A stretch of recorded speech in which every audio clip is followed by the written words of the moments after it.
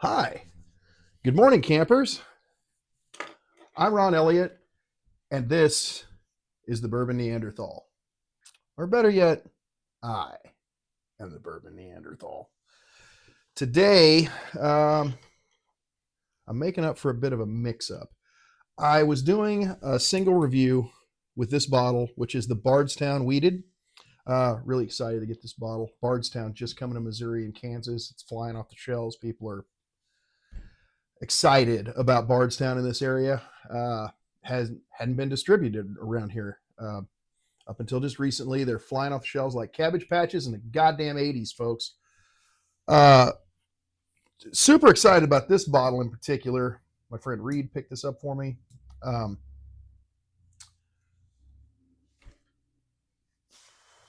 anyway, my microphone died during uh, during the taping. I say taping, filming. I don't even streaming. I I don't know. I don't know what it is. I'm not sure at this point.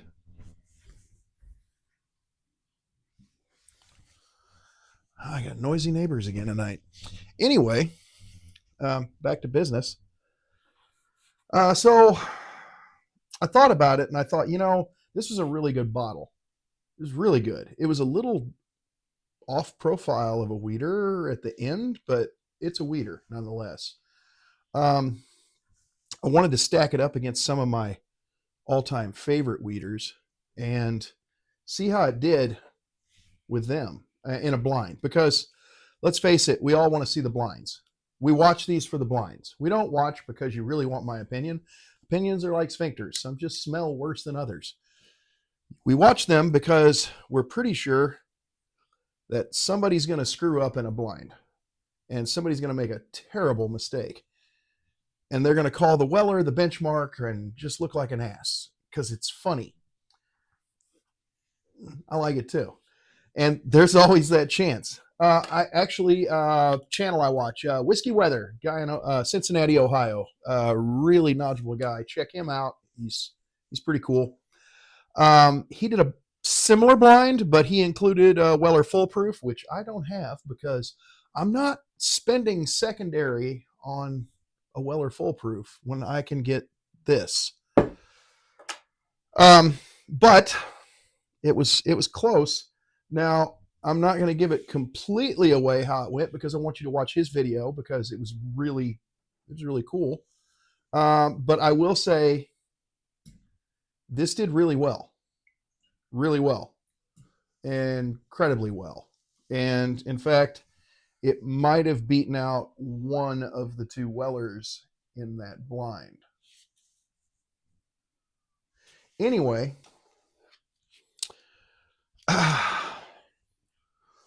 this bottle at 105.8 proof is Castle and Key's cast strength weeded. We've had it on the show before. We like this bottle. It is for a $50 weeded bottle. It's excellent. It's absolutely excellent. If you can't get this, you can get this, and it will do you fine. We all know the story of this guy, Antique 107, of course. The Screaming Titan had it just recently and did a quick show on it. It's at a bit of a disadvantage. 105.8, 107, 96 on the proof. This guy is 121.5. This is 106. This, as I recall, was a bit off profile for a weeder. It was not sweet wheat. It was woody, oaky, and had a little, I don't know, might have had a little, as I recall, maybe a little tobacco, a little leather on it, like it finished almost like a Still Austin or a Texas whiskey, but not in the holy shit, I don't want this in me kind of way. More of a, that's nice. I liked this bottle a lot. But didn't strike me as the typical weeder profile. This is actually Holiday's new Rickhouse blend. It's a blend of different barrels from different floors from Rickhouse's B and C. I have not actually tried this particular Rickhouse yet, but I'm sure it's delicious because it's Holiday. This is the bottle. I mean, people want to try and say this is the Bardstown killer. It's very good, and it might kill it in this blind. But I'm sorry, they're calling the Bardstown the 107 killer. I just don't know about that. Just upon tasting it, I'm not sure. But blinds will tell. Blinds will tell. If it were up to me, this would be the head-to-head every time. And Holiday would be at an advantage because of the fact that it is so much higher in proof. And I friggin' like Holiday. But under a blind just recently, where I did several wheateds, I did not have the Rickhouse in it, though. I had the soft red wheat.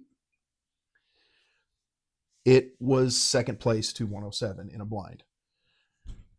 This is going to be interesting because they are all so good.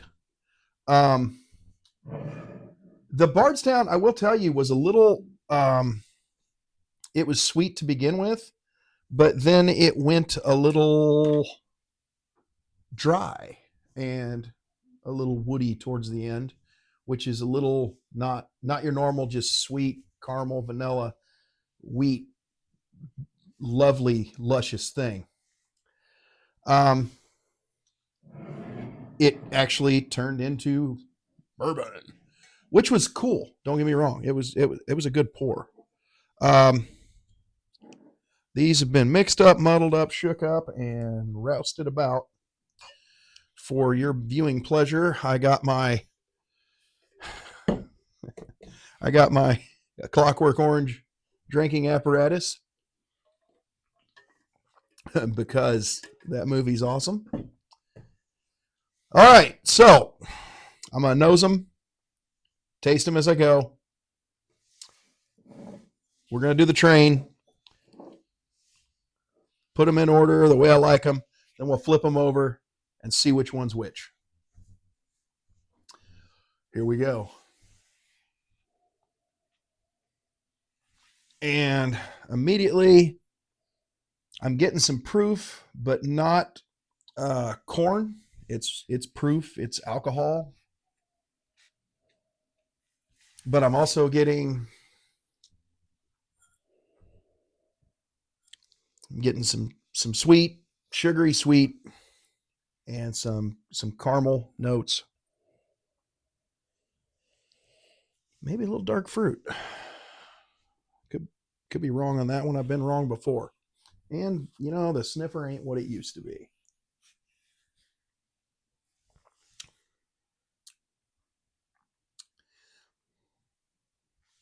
I'm going to tell you, I'm really not sure what that is, but that's really good. That actually surprised me. It's not terribly thick, but it's got some thickness. And yeah, the nose was close on that.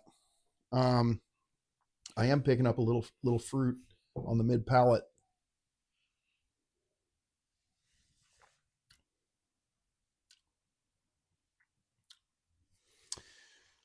So far, that one's winning. I used the dark Teeling Glens this time, but just in case there's any obvious color differences. So we are completely blind. We are Ray Charles.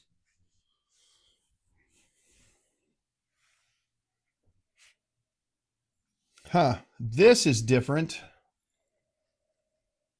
I'm picking up a little bit of a sugary beet note,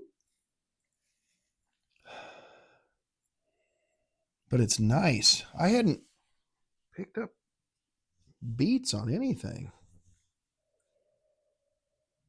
It's almost like a a kind of a vegetable. Can't really put my finger on what it is, but it's nice. It's just unexpected. Mm, sorry.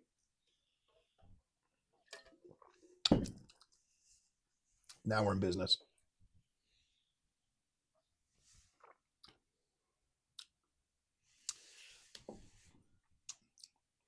That's a little thicker, and I don't know what the hell it is either.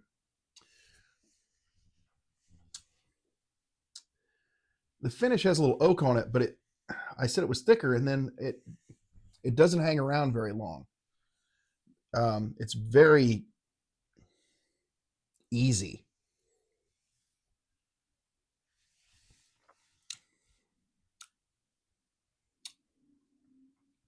Yeah, I'm getting like McKenna vibes on this one, um, but it's good. I don't like McKenna, but I like this. That's interesting.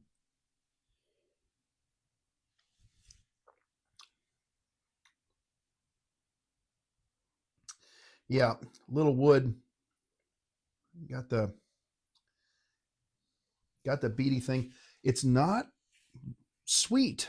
The sweet is all in the that beet note thing.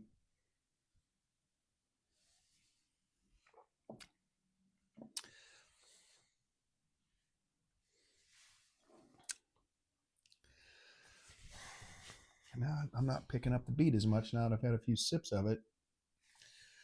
These are close. Okay, we're just gonna say they're close right now. I'm I know I'm gonna make a fool out of myself. My palate's a little off tonight. I'm not.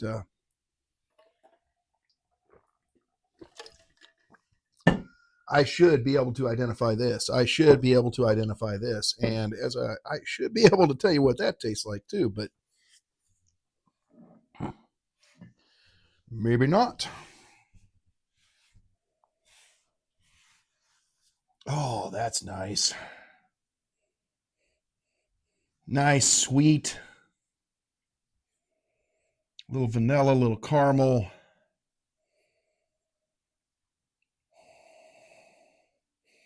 little dark fruit. Ah, that smells wonderful.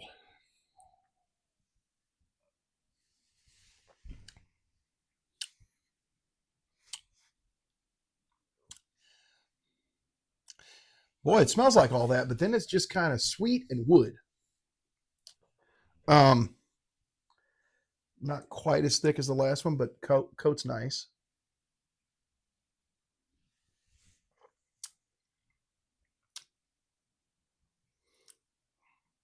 Maybe a little cinnamon note in there. Maybe. And on the end, I get like black tea right on the finish.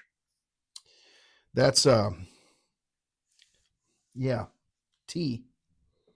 That's interesting. I'm none of these are tasting like I think they should, but I think I'm going to put him in first place for now because that's nice.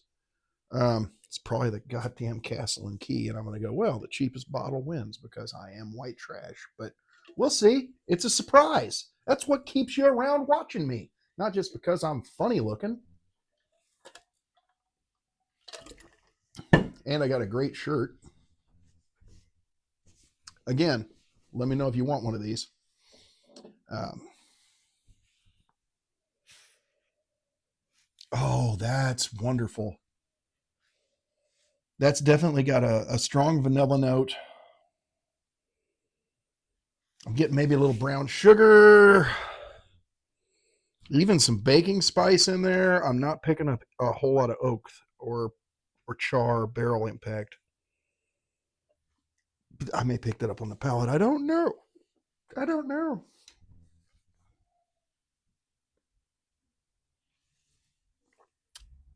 Oh, that's delicious. Um, Candy sweet on the front, levels out in the mid palate. You do pick up a little bit of wood there, and the finish.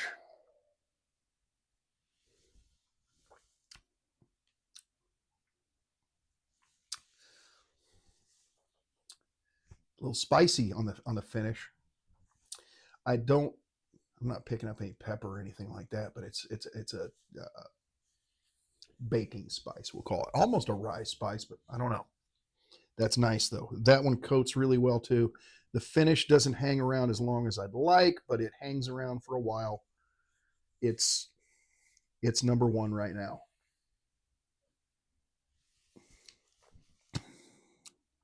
Yeah, caramel. Mm, that's a good pour. I like that a lot.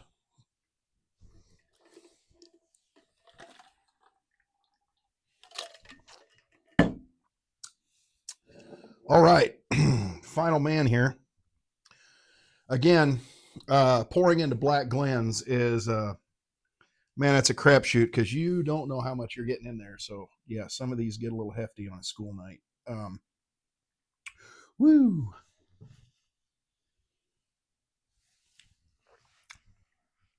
Oh, that's nice too. Getting a little boy, I don't know what that is. It's sweet on the front. I get a little wood note.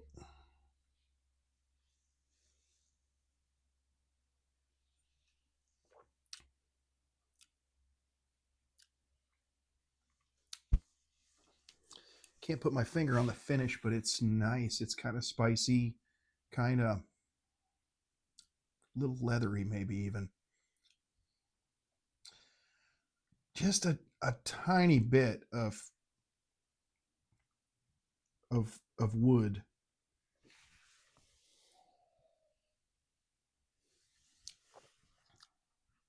Nice pour though. Nice pour. That's that's really good. That's God, I don't know. I'm gonna have to go back through these two and then back through these two. And we'll figure out who won.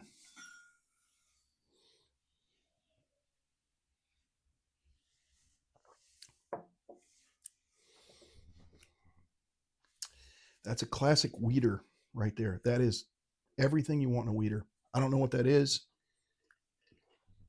That's really good though.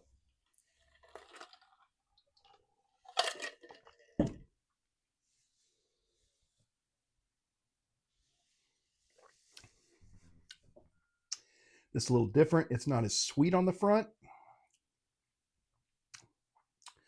but it's very good.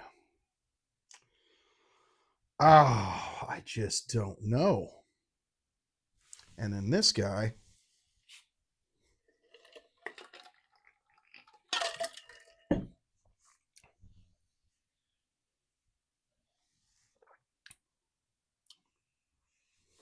now I'm liking it.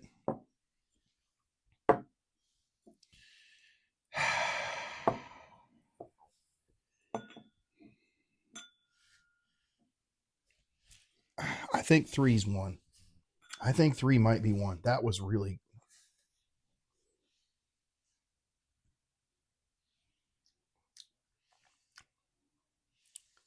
It's so hard to pick. These three are so close. Now, let's see.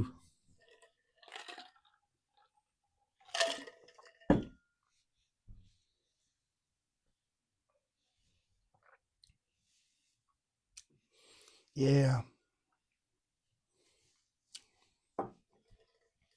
Yeah. I'm getting that beet thing again.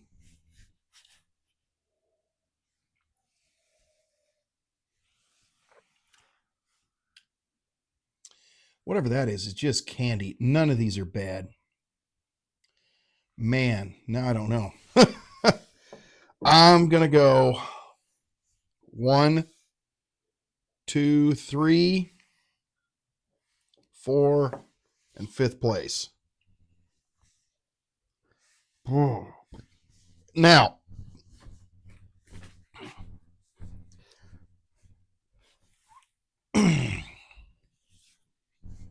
I was having a lot of trouble deciding what the hell I was going to do with George's gift because it's amazing. Well, someone at work recommended you should do an infinity pour because you're always got a little bit. It's not like there's going to be germs in it. I don't call it an affinity pour. I call it all sorts because I love Gangs of New York. So here we go. A little reminder. Yeah.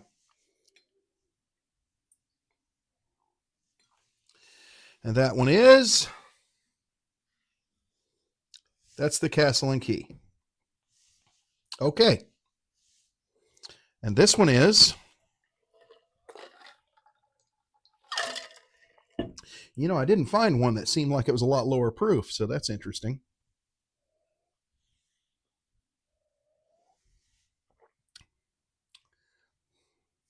I'm gonna be put out by what this is. This is a very good pour. I don't know that it belongs in fourth place, but that's where it's gonna land, I'm afraid. In the sake of time. Oh, oh no. Well,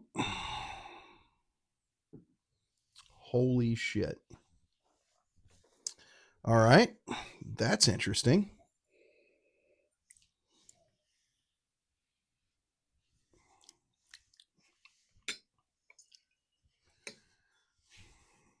Oh, that's interesting as well. Which means, maybe this is the 107 killer.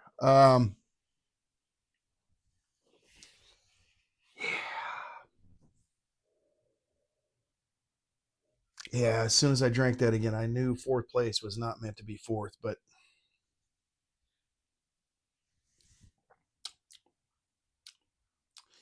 yeah, this dries out in the end. I'm going to bet this is the Screaming Tight, but I may be wrong. Nope.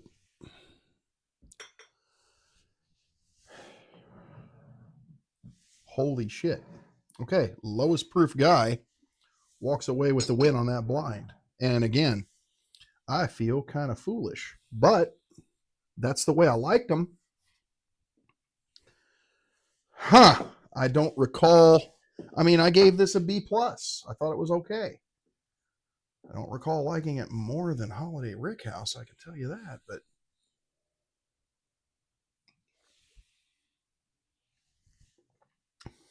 it's not as sweet on the front, no, and it turns a little dry.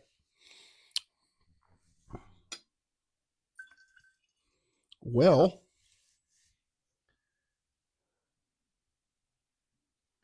uh-oh. Yep. Yes, that's it. Oh, I thought I screwed up again. I really need a magician's assistant. Wow.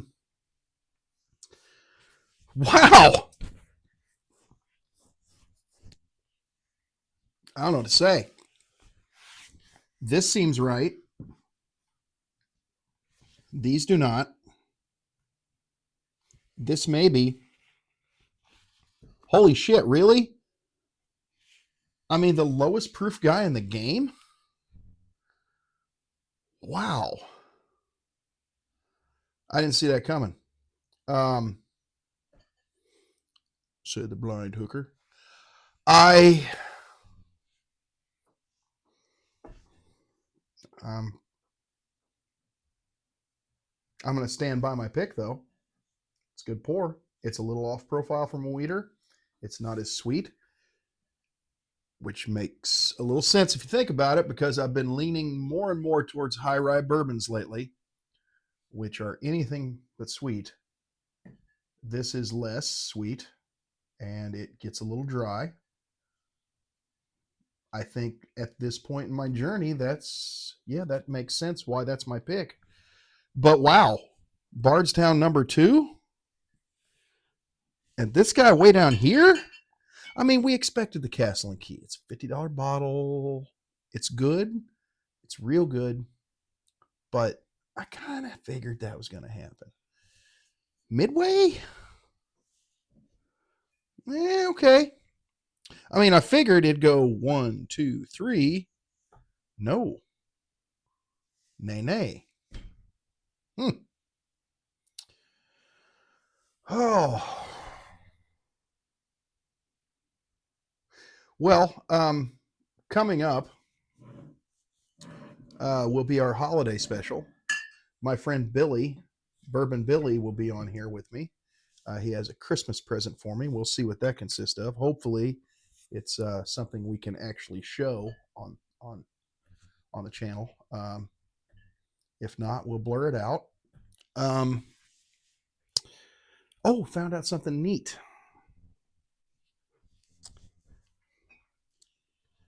This guy, uh, if I'm not mistaken, actually qualifies as a wheater, even though it tastes like a double oak. Uh,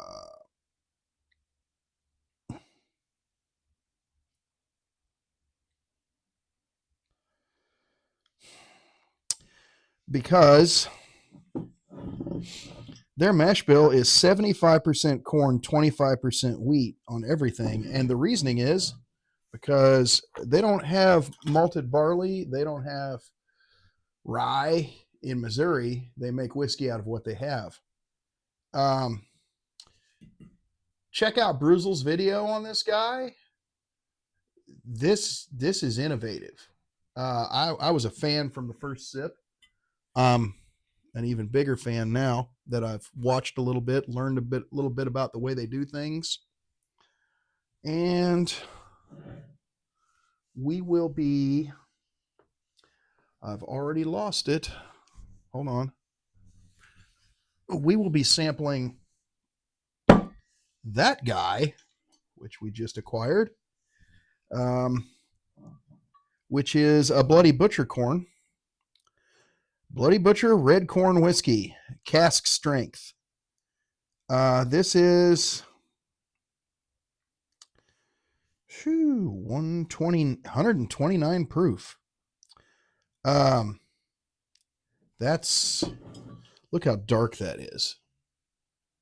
Look how dark that is. That is because they are aging the barrels in uh, shipping containers, metal shipping containers, and it is you take a Missouri summer and a Missouri winter, and the juice goes into the barrel and it comes out, comes into the barrel and comes out, and now you amplify that by a shipping container, and that is the color of the bourbon you get. Not to mention that they use great ingredients. Their juice never touches plastic or rubber. Everything's stainless steel. Um, very impressed. And next show we'll be reviewing this. Probably open the palate up with this, or maybe the Twin Timbers, which was. We're probably going to put that in a double oak blind. Can't say enough about Wood Hat. If you haven't tried Wood Hat, try Wood Hat. Try it. You'll like it. If you don't, okay, try something else. I like it. Not just because it's from Missouri, and I might be partial, but for the fact that it is quality whiskey and it is cool story, really good juice. I'm looking really forward to opening this bottle for you guys and checking it out. Today's big winner, Screaming Titan, Redwood Empire. Wouldn't have thought that, but yet here we are. Probably going to catch a little heat for it, not only in the comments, but at work. Oh well.